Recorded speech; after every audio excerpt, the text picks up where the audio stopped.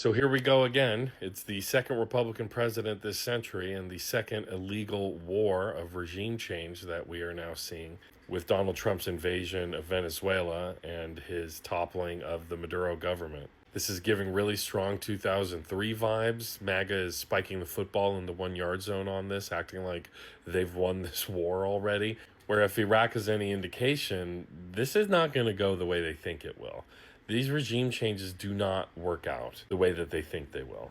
Was Maduro a dictator? Yeah, of course. When has our government ever deposed dictators just because they're dictators? This is obviously about the oil. They tried to slap the word narco in front of terrorist.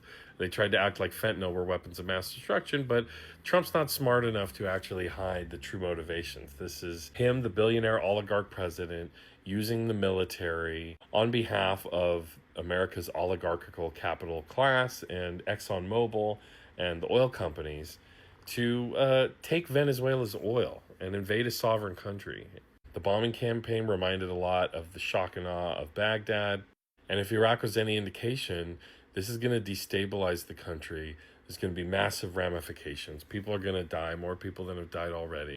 Goons like Marco Rubio and other Trump officials are trying to flex on Cuba and Mexico and Colombia now. They think they can turn back the clock and re-alive the Monroe Doctrine and American empire.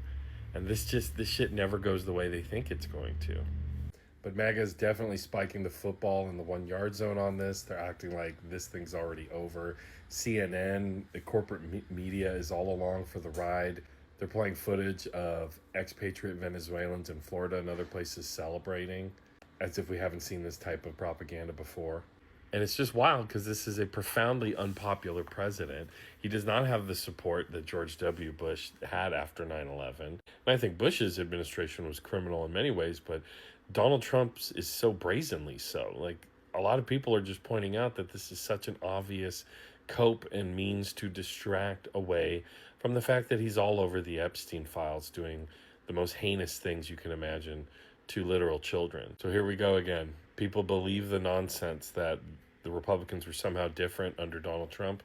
This is who they are. This is who they've always been. And I really don't think any good is going to come from this war.